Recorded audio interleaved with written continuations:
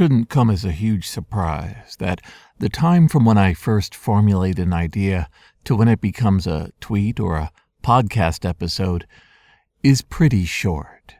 Usually I can put it all together pretty quickly and tell you about what I'm thinking and, maybe, some of the ramifications of this idea that I have. But there's a long simmering idea I've had for about 3 years, and all of my efforts to compress it down into something functional or easy to describe have failed. So I figured I'd take a shot here. It's what I call the inside-out problem. This is Jason Scott Talks His Way Out of It, a podcast about technology, history, and getting myself out of debt. Thanks to Daniel Boyd, Jeff Atwood, and the hundreds of other supporters on Patreon and elsewhere who have been supporting me and helping me get out of debt. What I call the inside-out problem is a generational perception of what the internet and online life exists for. What exactly represents being online, being in a public sphere, transmitting your ideas and your thoughts, your presence and your personal beliefs out to a nebulous cloud of people that pervades the entire world. What is your perception of this, and how much does your perception dictate how that fog, that global mist, should perceive you back? And the reason I'm struggling with this, and have for years, is because I'm not sure what good it does to accurately describe this issue. It's an open book as to whether it's just an idle observation, a theory, with no means of testing it or coming up with anything like solutions. I might as well be arguing about the fact that things get wet is saline or freshwater. Trivia more than a stated goal. I do think the situation is real, honestly a part of where we are now. As a 50-year-old with nearly 40 years of online experience, I can walk you through all of the evolution of how I grew up alongside our capabilities of networking through computers. I can describe who I was with or what I was doing when I first networked. I can tell you that while I'm first messing with computers, there are people in other areas first creating what we think of as BBSs and message forums. As I go from high school into college, the internet opens up more and more from engineers and paid professionals into people who are just attending college or know how to dial in to those colleges' capabilities. I can remember those days of finding out about the World Wide Web, not as an entity that had been there for decades, but as a growing experiment in my own hands that I myself was playing a direct part of. Watching the twists and turns between having a pager and then eventually a phone capable of messaging, and then having a screen, a full-color screen that functioned like a computer in my pocket, was a journey that I took, looking back like traveling on a mountain, down where things used to be, and looking up towards an undefined peak of where things could go. For example, Twitter, which represents just one of hundreds of weird experiments I had played a part of, grows exponentially out from under me until it becomes not just another weird messaging website, but an actual force changing politics, economics, and the perception of the world to itself, of the very fabric of society. The result of all this is that people like myself don't think of things like Twitter, Facebook, Matrix, Discord, even IRC, as anything other than layers draped on top of a life that existed before them. But what if the moment you were born, there was always a Google? What if there always was a phone in your parents' pocket, the pockets of your more connected friends, and eventually your own pocket, that enabled instant access to the entire cacophonous history of the human race?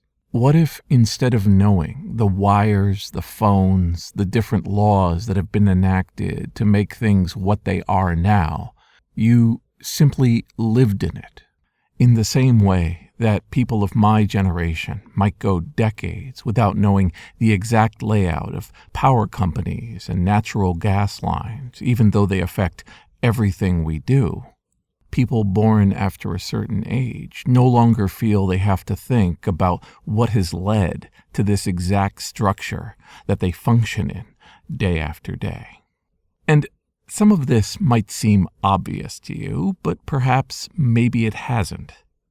What happens when these two groups of people interact in the same civic, personal, private, and public space? And it appears, based on interactions I've had across the last 10 years, to be an incredible amount of friction, disharmony, misplaced anger, and rage. Because in the inside-out world, the public spaces that you yourself think of as being such are the private spaces of others. It might be strange to you that somebody would log on to Twitter, talk to their individual friends through the open and fully connected Twitter sphere, and yet, in their own way, feel they're having a private conversation. And if somebody, let's say me, wanders in with his follower count and his different take into their conversation, I might be thought of as violating their privacy as egregiously as breaking into someone's car or unlocking their front door to make myself at home in their kitchen where they're having a private conversation. That fundamental difference of interpretation of what being online is has haunted, plagued really, a whole series of projects I've been involved in. When Archive Team desperately tries to save a social network, more and more there are people for whom they don't believe the social network is in any way a public-facing entity, and attempts by the Archive Team to copy it for posterity represents a violation. Still others are confused why I or the Archive Team would spend any time in their private space, giving it some sort of bizarre value of culture when they think of it as something disposable, ethereal, a conversation you have over fries and gravy at the local diner, forgotten the next day, maybe even the next hour. What is wrong with people like me showing up into these locations, these Tumblr blogs, these Discords, these Twitter streams that are clearly not for me, not for the people from a chosen group, and making ourselves at home as if we consider ourselves a valid part of the conversation? The inside-out problem is this fundamental difference of opinion. Looking back, I can't think how it would have been done differently, short of actions that would have represented a death knell for the opportunities of communication that we had, like licensing or training programs. I don't see how internet and online life could have been conducted so that people truly understood the ramifications of the world that they were entering. In much the same way that we all learn how to drive a car without directly being made aware of how much terraforming and manipulation of society led to the dominance of the automobile, we don't think about what led to the internet, what choices were made, the RFC process, the matter of a couple meetings here and there that forever changed which standards were going to become the dominant ones, and what decisions by which companies murdered, removed whole protocols and ecosystems in favor of walled gardens. It's an ever-widening gap of understanding going on, and I simply have no solution now that I've perceived this problem. Why do a blog entry or a Twitter thread about these thoughts when I know that every single point is going to be interpreted a different way, and that people who are being affected by it on either side are either going to tell me it's not a problem or consider me a slack-jawed descriptor of the obvious? And so here we are, with me struggling for metaphors for where the inside-out problem affected my own life. And I think back to my 20s when I had a partner in love and we would walk throughout a city, sitting down on benches and stones and using the city and all of its thrush of activity and people and sounds and sights as our backdrop to a story that we thought of as a love story. That everybody else was a simple background painting playing a part in our own romance. And how differently I would feel about that situation if a picture or a recording or a video camera made us some sort of subject that would be played over and over again. If a renowned press photographer took a black and white photo of us and put it into the lifestyle section of a newspaper, winning a Pulitzer Prize for capturing a moment that we thought was only ours, and how differently we would perceive ourselves and our lives, how it was all turned inside out. I feel like right now we have an entire generation with more generations coming behind them who think of the world this way, as an ever-present private moment randomly violated by the society and the online network that was designed from the ground up to broadcast everything all the time. What is going to happen? And I guess when I think of the conclusion that I reach, I'm not sure I like it at all, which is that people like myself will simply have to get out of the way.